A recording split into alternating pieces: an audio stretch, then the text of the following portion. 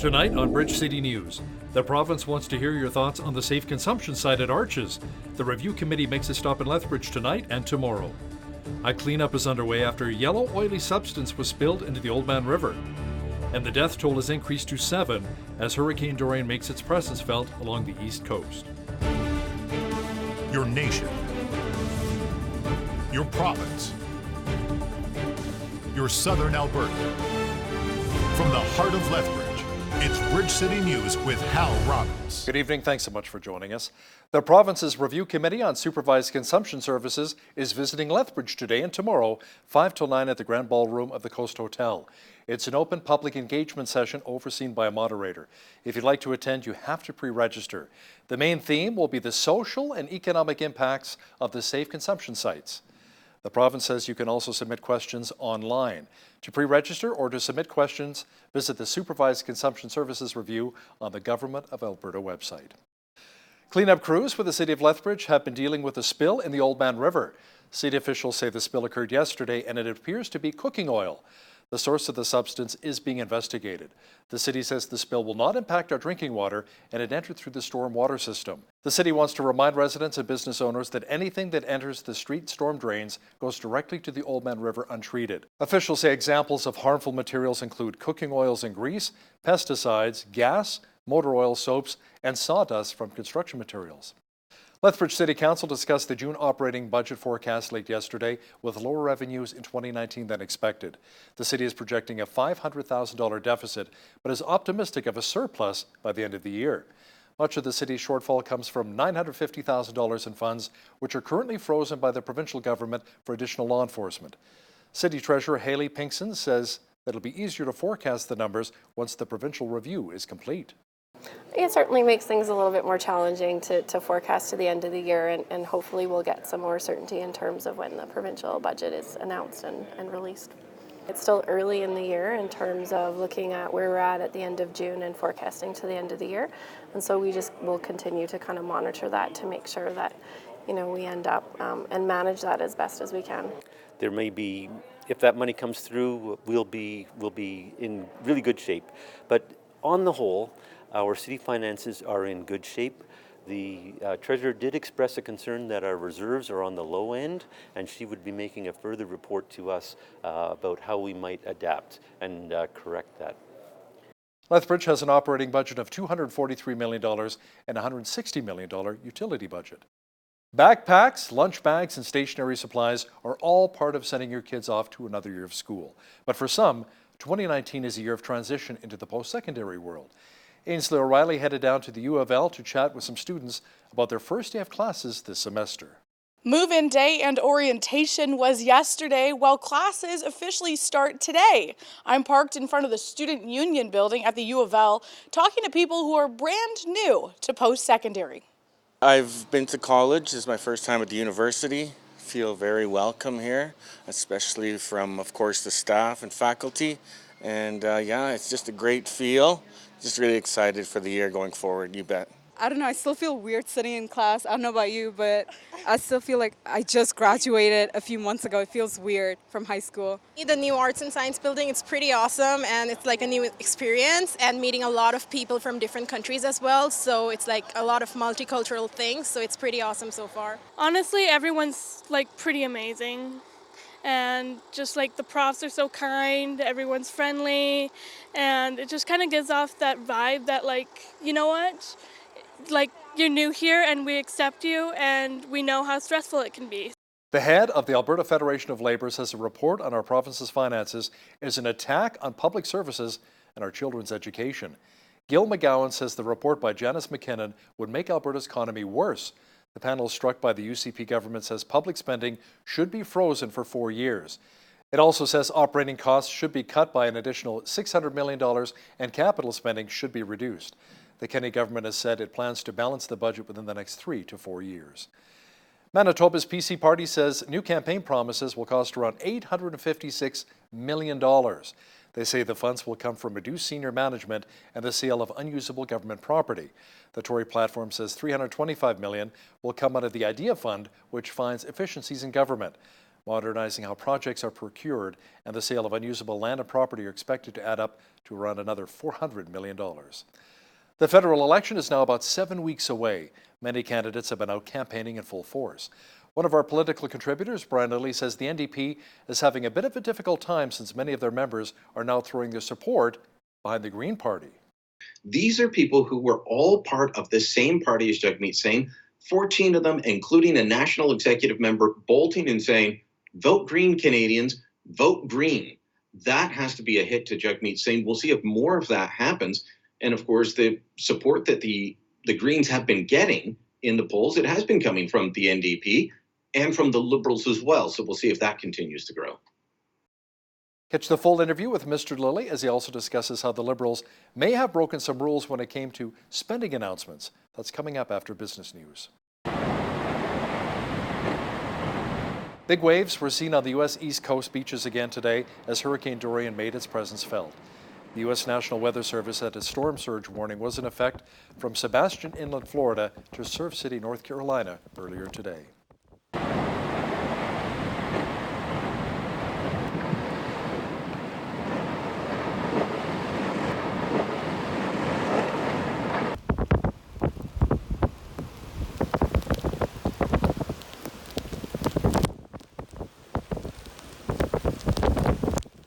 Meanwhile, in the Bahamas, victims are being rescued from the aftermath of Hurricane Durian via jet skis and bulldozers as their country copes with massive flooding.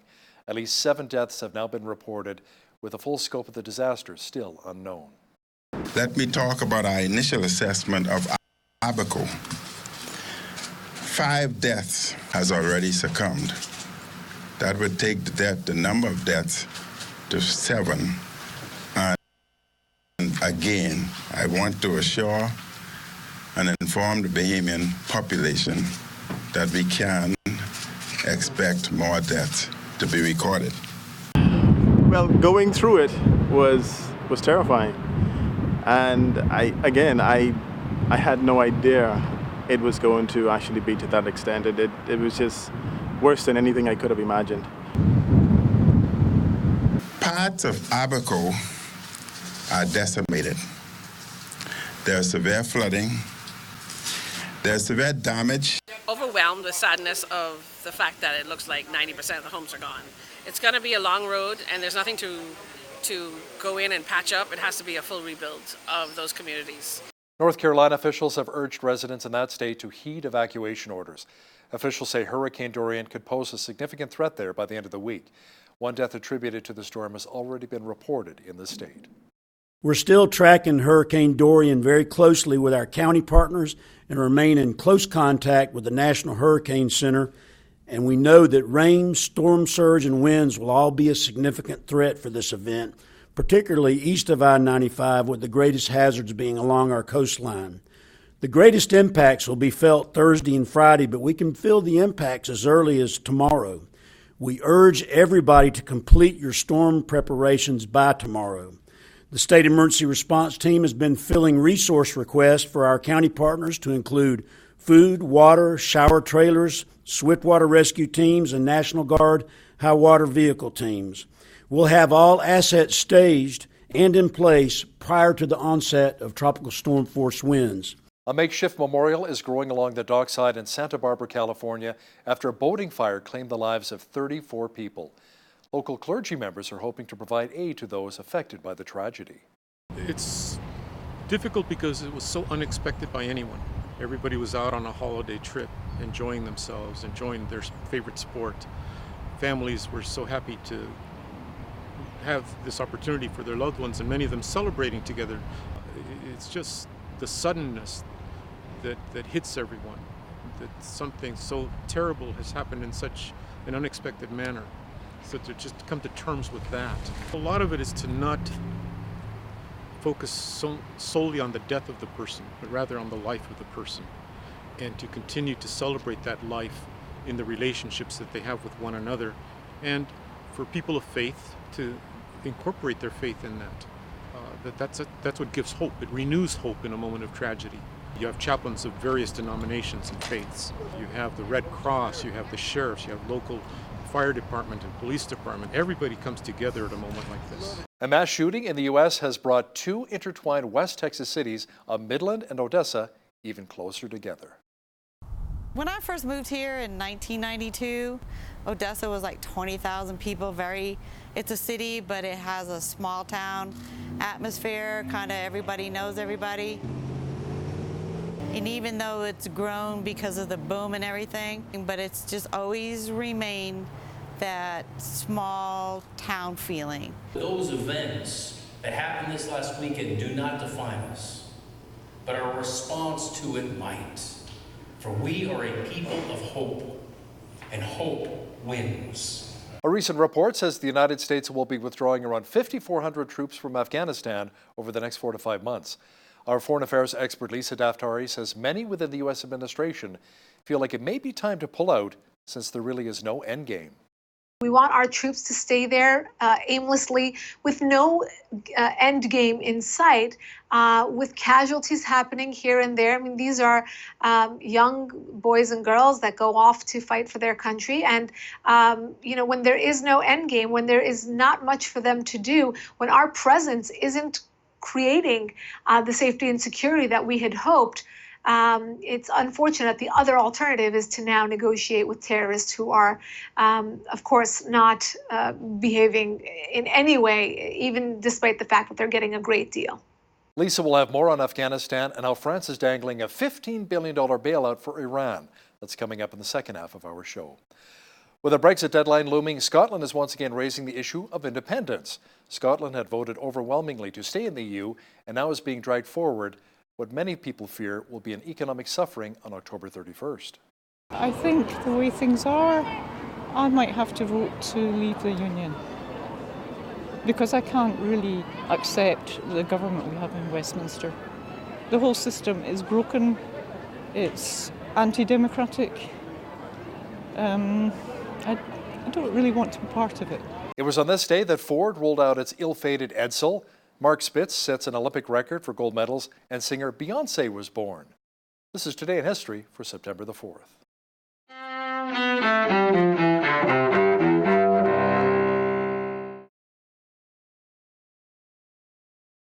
September 4th, 1957, in Little Rock, Arkansas, the first major fight over racial integration of America's schools. Arkansas Governor Orville Faubus orders the state's National Guard to block 9 black students from entering the all-white Central High School. Weeks later, hundreds of U.S. Army paratroopers escort the students into the school under an order from President Dwight Eisenhower. Also, that same year, this is the Edsel, unlike any other car you've ever seen. This is the Edsel. Ford's new model, the Edsel, makes its ill-fated debut in auto showrooms across the United States. It's a massive flop, with the car-shopping public becoming a lasting symbol of corporate failure. 1781. In present-day California, Spanish settlers found Los Angeles, now the second largest city in the United States. 1888. George Eastman gets a patent for his roll film camera and registers his trademark, Kodak. 1995. In New York, attorney William Kunstler, who spoke up for the politically unpopular, dies of cancer at the age of 76. During his career, Kunstler represented clients from anti-Vietnam War radicals to suspects in the first World Trade Center bombing. 1972. American swimmer Mark Spitz wins a record 7th gold medal during a single Olympics at the Summer Games in Munich in what's then West Germany. 2006, Steve Irwin, better known as television's beloved crocodile hunter, dies after a stingray's barb pierced his heart while diving on the Great Barrier Reef. Irwin was 44. And in 1981, singer and actress Beyoncé Knowles is born in Houston. Today in History, September 4th. Diane Kepley, The Associated Press. It felt like summer again today, didn't it? Lots of sunshine and warm temperatures, but some rain is in the forecast, however. I'll have all of the weather details coming up. We had sun mixed with cloud today. Tonight, mainly clear with a low near 9. Mainly sunny again tomorrow with a high near 24 expected. Friday, a low pressure system returns, bringing cloud showers and a high of 23. Saturday, the rain should ease off, and we should see a high of 26. The rain returns on Sunday, with the mercury dropping to 18. Showers and 15 degrees on Monday. Tuesday, expect a mixture of sun and cloud and a high near 16. Looking at the almanac, the average high for this time of year is 22 and an average low of 7. The highest temperature on this date was recorded in 2003 at 35 degrees, and the record low was 0 in 1999. Sunrise was at 6:51, sunset at 8:10. Looking at tomorrow's national forecast now, Victoria will be partly cloudy and a high of 23. Expect lots of sunshine at 24 in Vancouver. Just a few clouds and 22 is on tap for Calgary on Thursday. Mainly sunny and 23 for Edmonton. Mainly cloudy and 22 for Regina. A good chance of rain at 22 as well for Saskatoon. Showers off and on and a high of 20 for Winnipeg tomorrow. Toronto and Ottawa will be partly cloudy and 21. Sunshine at 22 is on tap for Montreal. In the Maritimes, Fredericton, New Brunswick will be clearing at 21. Cloudy and 24 for Halifax, Nova Scotia. A 30% chance of showers and 20 for Charlottetown, PEI. And in St. John's, Newfoundland, expect rain and a high near 21 tomorrow. The Bank of Canada kept its key overnight interest rate at 1.75% today. It says it is holding steady in light of all of the deepening trade conflicts that are impacting the Canadian and global economies. Alicia McDonald with the Conference Board of Canada says there may not be a future rate cut coming since the Canadian economy rebounded in the second quarter thanks to exports and energy production. She says the situation on the global trade front is also very fluid. She says bank governors do not want to commit themselves one way or the other to a move on rates. An increase in imports and a decrease in exports led to a major increase in our country's merchandise trade deficit in July. Stats Canada says the trade deficit jumped to $1.1 billion from a revised deficit of $55 million in June. That was higher than the $400 million deficit analysts were expecting. Stats Canada says imports rose 1.2% or $50.9 billion in July, while exports declined 0.9% to $49.8 billion. Crude exports played a role as they were down 7.7%. A new survey found more than 4 in 10 employees agree that stress related to personal finances has had an impact on their performance at work. Close to 4,300 people took part in the online survey conducted by the Canadian Payroll Association. The biggest sources of stress were the rising cost of living and overwhelming debt. It also found that 70% of respondents indicated that such matters occupy up to 30 minutes of a typical workday. Experts say business owners can improve their competitive edge by addressing the financial wellness or giving more raises to their employees. Michigan is becoming the first U.S. state to ban flavored e-cigarettes. Governor Gretchen Whitmer ordered the State Department to issue emergency rules prohibiting the sale and misleading marketing of flavored nicotine vaping products. The U.S. federal government and nearly every state does not allow the sale of e-cigarettes to minors. Whitmer says Michigan will be the first to ban flavored vaping products, including those for adults. Now, here's a look at today's markets.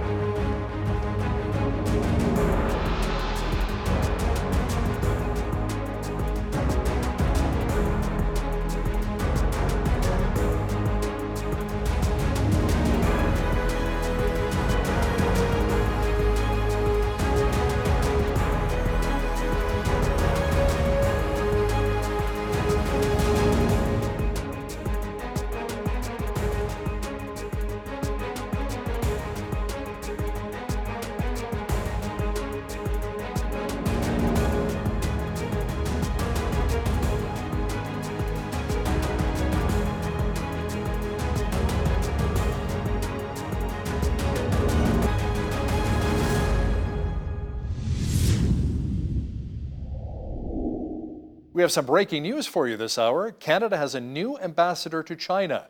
Dominic Barton will take over from the fired John McCallum.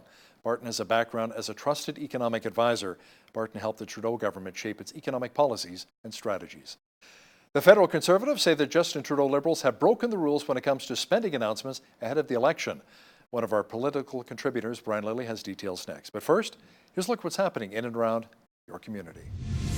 Here's your Bridge City News community calendar. Join your neighbors and take part in Lethbridge's Reuse Rendezvous, taking place Friday, September 6th to Sunday, September 8th. This gives residents the opportunity to give away or collect usable items for free. Place your items suitable to reuse in front of your residence Friday evening. Ensure that they're marked free. Then, throughout the weekend, people are invited to cruise the streets and help themselves to these free items. For more details, visit environmentlethbridge.ca/reuse. Are you going through divorce or separation? Find support and encouragement with Divorce Care, a support group that will be meeting weekly beginning Tuesday, September 10th at City Light Church from 7 to 8:30 p.m. Cost is $30 for the workbook. For more information, visit divorcecare.org or call John and Sandy Dick at 403-892-7046. It's the 39th annual Lethbridge Terry Fox Community Run taking place Sunday, September 15th at the Civic Center track featuring special guest Fred Fox. Registration begins at 11 a.m. with the run at noon. No entry fee is required. Participants are welcome to walk, run, rollerblade, and cycle. For more information, email lethbridgeterryfoxrun@gmail.com or register online at terryfox.ca. And that's your Bridge City News Community Calendar. The British government is denying reports that child killer John Venables is coming to Canada. Venables and a friend who were 10 years of age at the time were charged with a brutal murder of a 2-year-old back in 1993. Joining me now to discuss this is one of our regular contributors, Bryan Lilly, joining me from Toronto. Bryan, should Canadians be worried? Is Venables, in fact, coming to Canada with perhaps maybe a new identity? Now that we've had definitive statement from the British government, no, this is a story that had popped up time and again in the British media because Venables is someone who, is guilty of a horrific crime. It shocked the British public in 1993 when he and Robert Thompson killed 2-year-old James Bulger. They were released from prison around 2001 and given new identities, but Venables has popped up time and again because people have either unmasked him or he's unmasked himself, such as through things like being arrested for child pornography. And he's in jail for that right now and about to be released. So back in June, there was speculation that the British government just wanted rid of him. They were going to try and send him to Canada, if not New Zealand or Australia. The New Zealand Prime Minister said, don't even bother applying. There were no on-the-record denials of this from the Canadian government. There was an off-the-record denial to one reporter. But then the story came back, and I went to the federal government. I went to the Immigration Department, Public Safety. I went to the Prime Minister's office, said, what can you tell me? And I expected them just to shut it down. They didn't, and said, well, we can't really talk about it due to privacy, but it'd be difficult for him to come here. But then on Tuesday, the British government said that these stories are categorically false. So that's the good news, because I think Canadians did have to be worried after the whole Jihadi Jack thing that maybe the Brits would try and dump this guy off on us somehow. Did he have a hidden Canadian connection that allowed him to have citizenship here, for example? Or was there a request for a special admittance? Because given his crimes, it'd be very difficult for him to immigrate here, but not impossible. So thus the questions. Not a lot of direct answers from the Trudeau Liberals, but at least the British government has now said they're not looking to do this, and he's just going to stay in Britain. I think that's where he belongs. The federal election is less than 7 weeks away now, and Bryan, the carbon tax is heading to the ultimate court and will be judged accordingly by voters. Yeah, the Ontario government announced last week that they were going to continue their fight, and of course, Alberta's picked up theirs. Saskatchewan has already announced that they're going to the Supreme Court as well. Quebec is going to back them. So this is still going forward in the legal courts, but it really will take place in the court of public opinion come October 21st. And so there's a lot of back and forth about, how much does it cost people? The fact is that the rebates promised by the federal government haven't turned out to be quite what they predicted. I mean, if you remember, for an Ontario family, they said it would be on average $307. Well, Canada Revenue Agency says, well, the average rebate's been $203. So that's about a third less. What is the difference here? So there's a lot of all this arguing back and forth, but ultimately we'll see if this becomes an election issue. Come the 21st, of course, we've still got to wait for that writ to drop and the campaign to officially begin, although it's already on. The Conservatives say the Liberals have broken the rules with spending announcements ahead of the election call. Tell me more about that. Well, this is an attempt by the Conservatives to draw attention to the fact that the Liberals have been going across the country on the taxpayer's dime, as you and I discussed over the last couple of weeks. This has been an ongoing issue. The Prime Minister uses his jet. The various cabinet ministers are using the Challengers. They're flying across the country on our dime, and often making re-announcements of funding that's been announced 2, 3, sometimes 4 times. Also, they can have the backdrop of the Government of Canada, but it's very much campaign-like. I don't know if they have broken the rules, but if we're going to have these various rules set in place for pre-writ and writ period and spending and who can do what, then I think we should have rules on when the government can make spending announcements. And spending the entire summer traveling across the country when the opposition parties don't have access to those same travel means, those same funds, the same staff entourage to go around with them and make these announcements that are effectively campaign announcements, I don't think the government, the governing party, whoever it is, should have that ability either. The Trudeau Liberals were forced to dump an anti-Semitic candidate who had a controversial message on social media. Brian, what did this guy say? This is a guy who came to prominence during some of the funerals for the people killed in the Quebec City mosque shooting. That's when the general public got to know Imam Galet, but he had been prominent in certain Islamic circles in the Montreal area for some time. And B'nai B'rith, a Jewish organization, went through some of his past statements, things that he'd linked to, things he'd promoted, and found claims that Jews bake bread with the blood of children who are not Jewish, and crazy things like that. So this should have been, he never should have been greenlit. He never should have been allowed to be a candidate, but they allowed it to happen.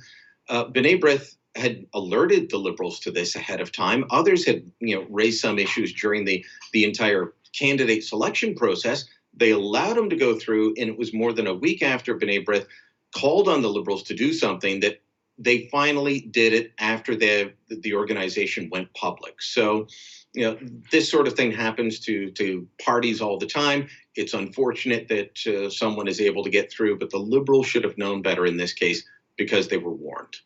All 3 federal party leaders spent Labor Day in Hamilton, Ontario, trying to woo union voters. Brian Jagmeet Singh went to a picnic. Andrew Scheer took in the Labor Day Classic between the Tabbies and the Argos. And Prime Minister Justin Trudeau showed up at the parade and was booed in a big way. Yeah, he had a crowd following him around, and they had to make some adjustments because of the booing and because of the crowd. And what's interesting is the booing came from progressive voters who were probably aligned with the NDP, but upset at the government's lack of action when it comes to the Grassy Narrows Reserve and boil water advisories and issues of clean drinking water that have been going on for some time. You remember back to Trudeau's quip of "thank you for your donation." It was protesters on that same issue. So they not only protested, but they recorded it, posted it to social media, and it started showing up in, the Twitter feeds of partisans of every party but the Liberals. So a bit of embarrassment for the Prime Minister there. Jagmeet Singh trying to reach out to Labour voters in a Labour hotbed, a city where the NDP normally does well. They've already got 2 out of the 5 seats in Hamilton belong to them. That's quite good for the party.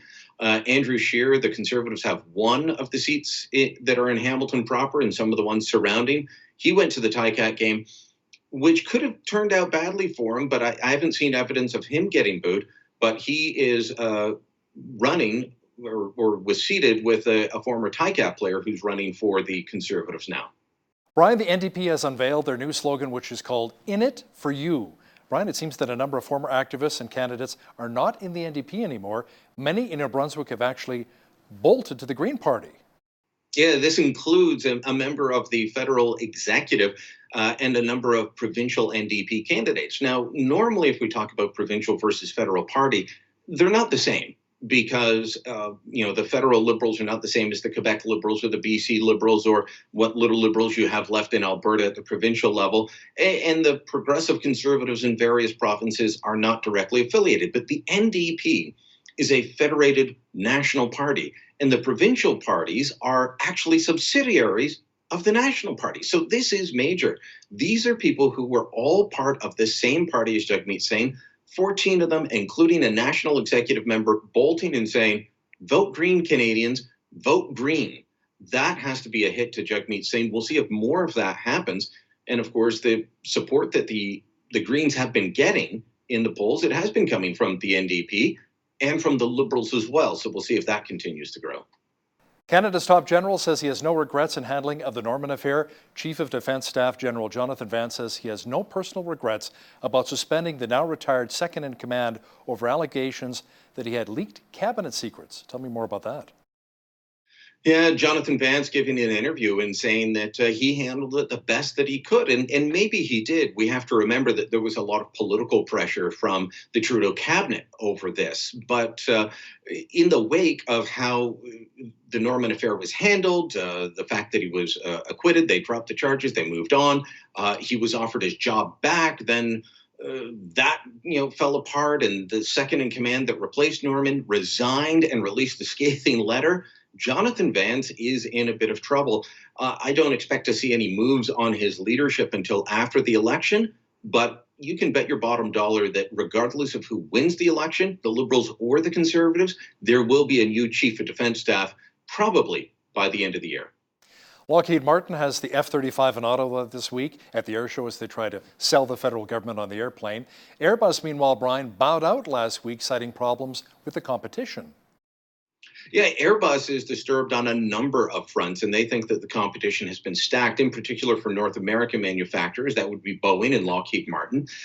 They, in particular, cited the way that what are called often regional industrial benefits, how those are scored and awarded in the competition process. Airbus, of course, being a European consortium, that and it had a large British component, but perhaps not enough jobs for how the federal government wanted it. They had made promises, but they said the way they were offering their product wasn't going to be scored properly. So they're bowing out. I believe that the Swedish organization Saab is still in. You still got Boeing, you still got Lockheed Martin, but Lockheed Martin, which had the contract for the F-35, they were going to be Canada's next fighter jet. They're trying to woo people right now. I can tell you, having looked over the specs before, having talked to the test pilot, it is an impressive aircraft, and it'll be interesting to see if defense officials are out at the Ottawa Gatineau Air Show to check it out this week. Have you actually gone up in some of the aircraft as well? Do a few loop-de-loops? Even if they offered it to me, they did ask me to come by and check out the plane, but even if they offered me a flight, the answer would be a hard no. Okay. Bryan, there are new changes for jury selection just coming into force, and some lawyers say those changes are not a good thing. Yeah, there's jury selection, something that judges and appeals courts consider sacrosanct. You can't mess with them.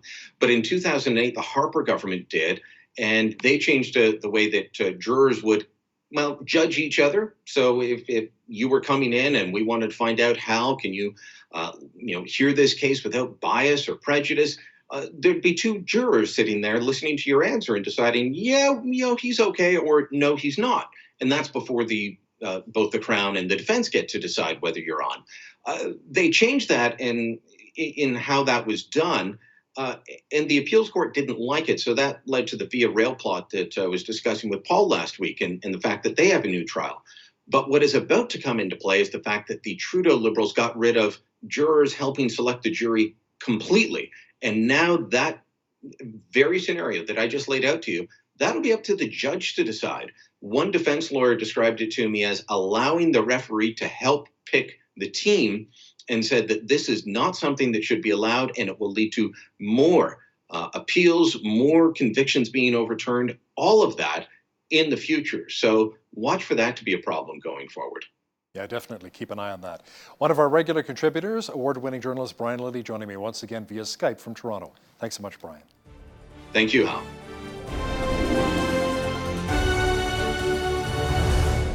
A new report from the New York Times says to begin a withdrawal from Afghanistan, the United States would pull around 5,400 troops in 135 days.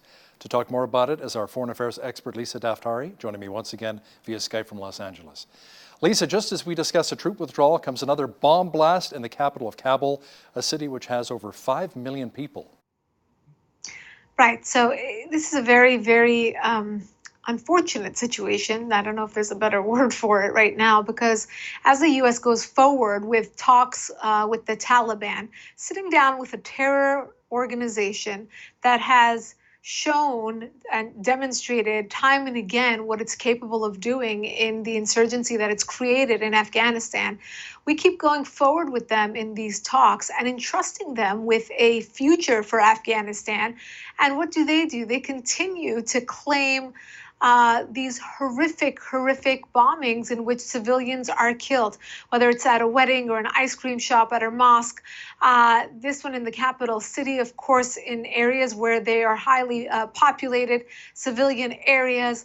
More of the same. But what's the U.S. to do? We're caught in this foreign policy dead end, really, because to go forward with this terror organization, well, we're seeing what we are. What they're capable of doing and what they have been doing. Why would it get any better when this deal is struck, when we withdraw the 5,400 troops? On the other hand, what is the alternative? Do we want our troops to stay there aimlessly with no end game in sight, with casualties happening here and there? I mean, these are young boys and girls that go off to fight for their country. And, when there is no end game, when there is not much for them to do, when our presence isn't creating the safety and security that we had hoped, it's unfortunate. The other alternative is to now negotiate with terrorists who are, of course, not behaving in any way, even despite the fact that they're getting a great deal. Hezbollah and Israel have exchanged blows. The flare-up with Israel at the border is over, but the episode has launched a new phase in which the Iran-backed group no longer has red lines. Yes, so, every couple years or so, and this always happens to be in the summer for some reason, we have this, flare-up between Hezbollah and Israel. Right now is a very, very sensitive time for Israel because they are dealing with blows from the Syrian regime, well, of course, backed by Iran, from Hezbollah in Lebanon, of course, backed by Iran, and Hamas in Gaza, which, of course, backed by Iran and others.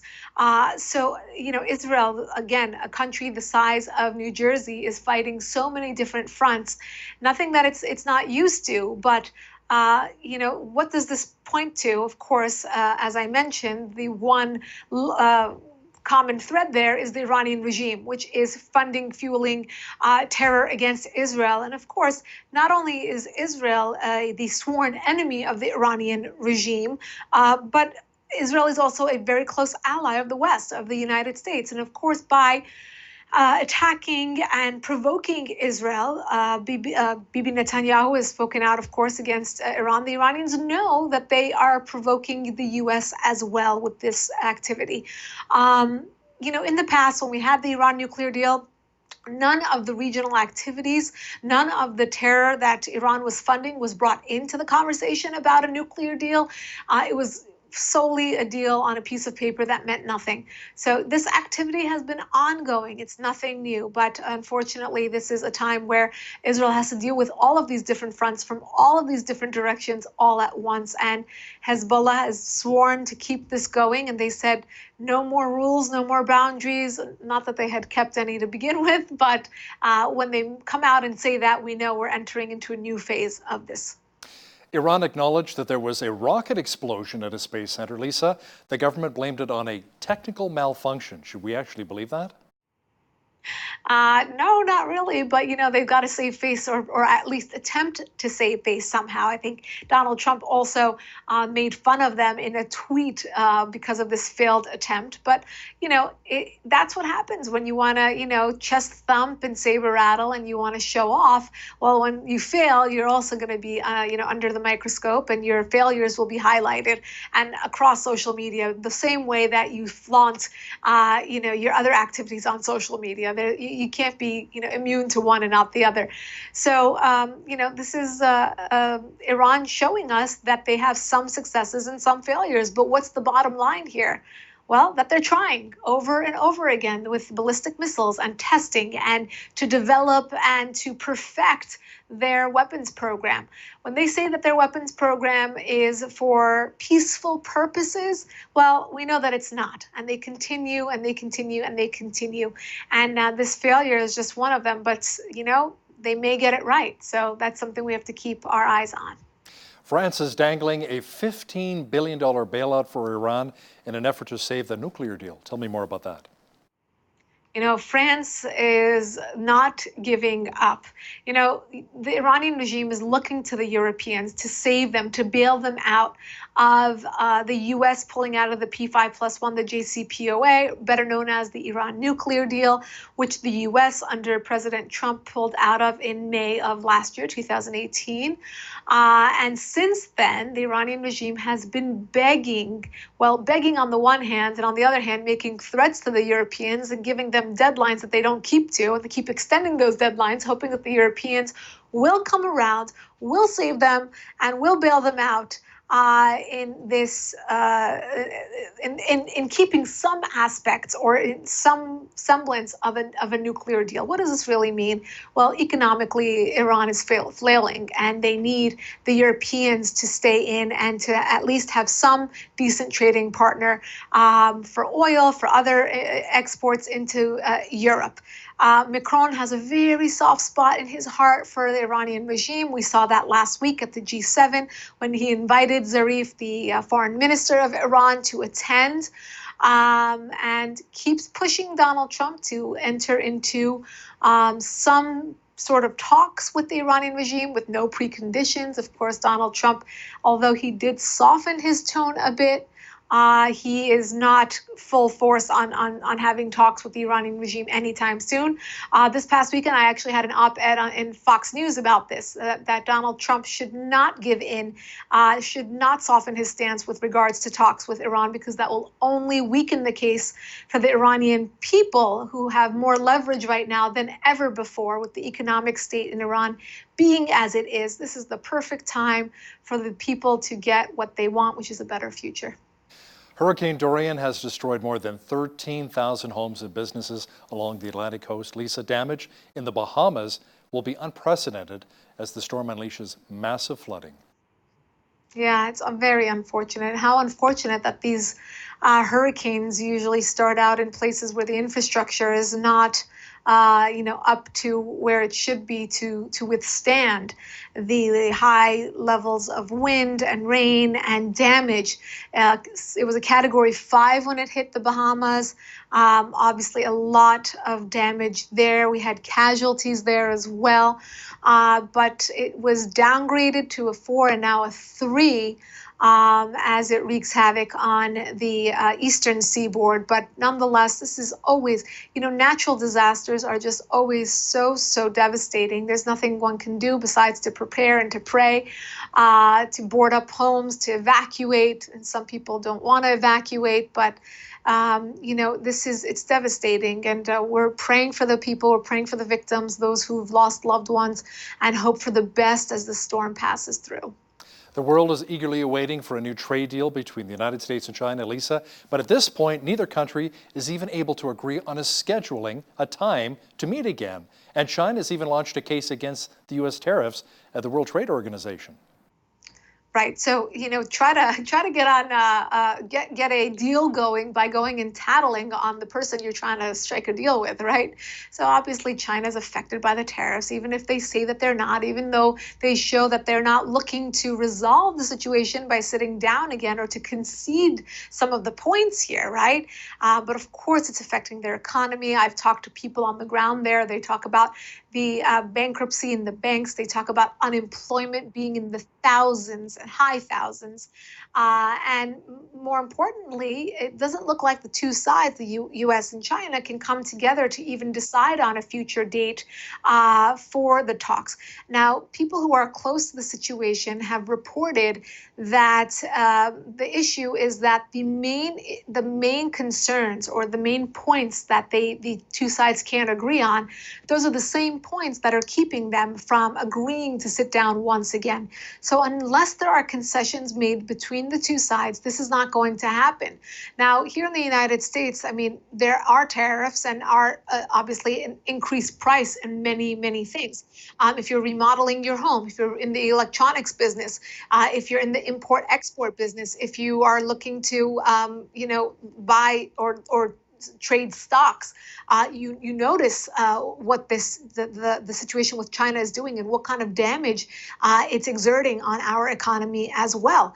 Perhaps not as much as China, but we need each other as partners, and we need this deal to go through, particularly as we're looking at an election year here in the United States. So we're hoping that the two sides can come together, and we're hoping that, the tactic that Donald Trump is using, which perhaps he uses in the boardroom with his negotiating partners in Manhattan in real estate, will translate into something here with the Chinese as well. And they will come to the table and realize that they don't have the leverage here and that they have to concede in order to move forward. A new report says Hong Kong's leader says she would quit if she could and fears her ability to resolve the crisis there is now very limited. Hong Kong students have even gotten involved and staged pro-democracy protests. Yeah, and what she means to say here is that the protests are out of her control because they've grown into something much larger than what they started out as, which is almost always the case when you look at these protests or activists coming out into the streets. It's always the case that it starts out as something and ends up being something else because it gains momentum and it gives people the courage who perhaps at first didn't have the courage to come out, but they have the grievances. And these grievances lie deep beneath the surface of society. And in Hong Kong, we see that so many young people are brave and are willing to come out onto the streets. These students, as you mentioned, Hal, willing to come out onto the streets and willing to risk their lives and to risk arrest, to miss school, to miss work, to make their point known. I think what the people of Hong Kong are realizing is that this is a once-in-a-lifetime opportunity to have their grievances heard, and they're not going to back down anytime soon. And they also know that the bandwidth here is very, very low for the Chinese, who are vulnerable in this case. How many fronts can they fight, right? So they're trying to strike a deal with the West. They can't focus on the Hong Kong situation, although they did take troops over the border. And we're going to watch this very closely. But as you said, this is not going to die down anytime soon. A Russian lawyer is in the forefront of recent street protests in Moscow. Lyubov Sobol was allegedly arrested for demanding that opposition candidates be allowed to run in an upcoming local election. Yes, this is an interesting thing that not too many news outlets are following, the protests in Russia. And of course, leave it to Putin and the culture that he's created there, that if you have anyone speaking out against him or his government, you quickly arrest them, or you close down the magazine, or you close down the newspaper, or you close down the TV station, and you make sure that people are with the government. That's why he takes care of his constituents, or those who are at least with him, minority groups, minority religions, etc. But you have those, like these activists, who are not willing to, fold under the Putin flag.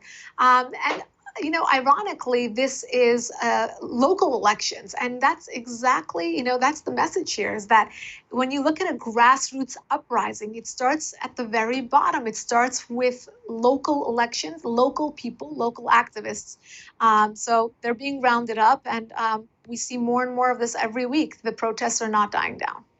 The U.S. and Poland signed a 5G technology agreement, Lisa. The two countries are urging tougher checks on foreign influence over 5G networks. Can you say Huawei? Exactly right. Canada knows a bit about this as well. This is obviously the race to technology. We've said many times the war. The future of war is not on the battleground or with invading or having troops, but it's always about technology, and it's about the web, and it's about speed, and it's about information, and artificial intelligence, all of that. And I think that the race to 5G, the U.S. is trying to control to the best of its ability to keep China out, to keep Huawei out, and to control this to the best of our ability to make this a proprietary thing. I mean, it's a very, very ambitious goal, but to the best of our ability, we want to keep up. We've always been militarily superior. That's something that the U.S. can definitely say.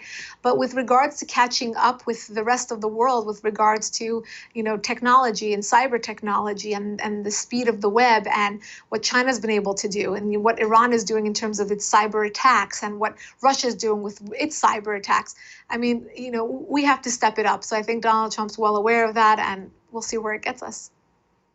Our Prime Minister Justin Trudeau recently met with your Secretary of State, Mike Pompeo, to talk about Michael Spavor and Michael Kovrig, the two Canadians, being held captive in China right now.